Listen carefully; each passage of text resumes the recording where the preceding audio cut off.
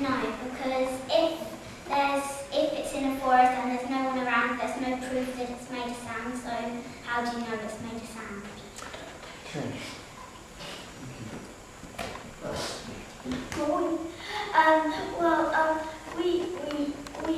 We think question is impossible because when you are there, you hear the sound, but we don't know what would happen if you weren't there. Right. I think that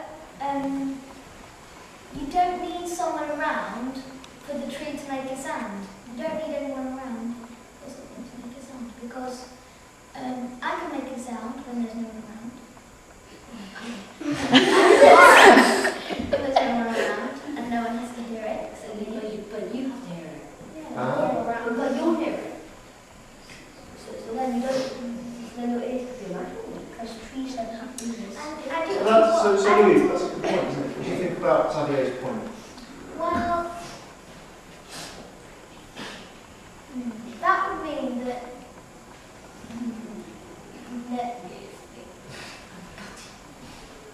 not it.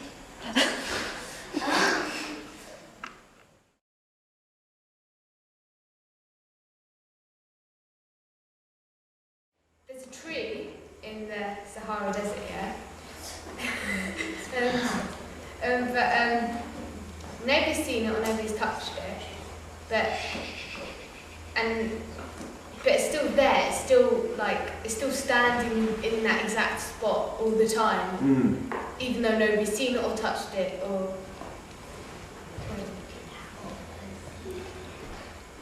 No, but then nobody knows that it exists. It exists. So that's a.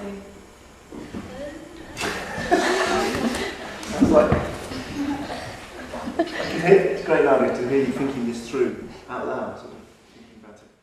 Peter. Before they found out that Mount Everest exists, it was still there. Because once you came to our school and you asked a question that what was the first biggest mountain before they discovered Mount Everest? That's right. And it was Mount Everest. Because it was still there, but they didn't discover it. Sorry guys, Lucian. What about God? Because people believe in God, yeah, and some you haven't actually seen it or touched it. Interesting point. So people believe in God, but people haven't actually seen or touched them. George Berkeley did think that if you don't perceive something, then it doesn't really exist. And Xavier, you said that's madness. Yes, it is, because say there's like a new species living on this remote island in the South Pacific or something. And yes, we have a remote species, no one's ever seen it before, touched it. And yes, it's a hack. And then we discovered it in over 20 years. People, George Berkeley, he was still alive. What would he say? Well, that species didn't exist before we discovered it. It's because over millions of years, that species would have to exist. Can only change over millions of years. And it's very small. So, It's a very good point. You think you've got it? Well, actually, Xavier, seeing as you asked George Berkeley, you said what would he say if he were here? Shall I pretend he's here and tell you what he would say? okay. Okay. All right. So what? Let's down for a second because it might be nice to bring George Berkeley's response in. So let's just assume. Let's just imagine that we've got something that's never been perceived. Okay. Like that. Well, what George Berkeley would say is that he believed in God. Actually, George Berkeley did, and he thought that everything exists. The room still exists when we walk out of it because it's being perceived by God. He thought God perceives everything all the time. Therefore, everything is still there, even if we don't perceive it. God perceives it. So, what do you think about that? Depends whether God can perceive things you're imagining. Because sometimes you could think you're perceiving a smell or something. You can imagine things, and an You interesting can one. think about things and in a way that's perceiving because you can half imagine smells, you can half imagine taste, and depends. And also, like, if you've seen a scary movie or something, you might like imagine a monster coming up the stairs or something when actually it's not being. It's not really existing. Yeah. It's a very interesting question, Felix. One that I'm sure Barty will have to think about. Yeah. Florence.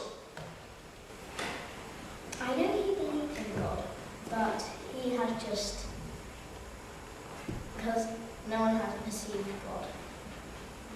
Reminds me of what Lucian said. No, God has perceived. Okay. If Jesus is a God, he has perceived God, and he has perceived God. But if we're talking about humans, then God hasn't been perceived. So actually he doesn't exist. So when people walk out of a room, the room will not exist. Well, then how could you presume that it doesn't exist if you don't know if it exists or not? Yes. Very good question. Nice use of the word presume there. How would you presume that it exists when you don't know if it exists or not? Can I just say, if God created life and he was the only being for that, then that would mean that there was no one there to perceive him. So that would mean that George Berkeley's theory is wrong. If people think he's real and he perceives world, what perceives God? And then what perceives the thing that perceives God? And then what perceives the thing that perceives God? And it could go on. So whatever it is that perceives, so for something to exist, it has to be perceived. And then that thing also has to be if George Berkeley's point is right, something has to perceive God, and then something has to perceive the thing that perceives God, and then something has to perceive the thing that perceives the thing that perceives God, and then blah blah blah blah blah blah. We've only got 12 Berkeleys there, I can introduce the other ones. Because Berkeley's not the only philosopher we're going to talk about who had views about this. And lots of different philosophers disagreed with Berkeley and had different ideas. Do you want to say more on this before I introduce another one? No. I think you do, don't you? Okay.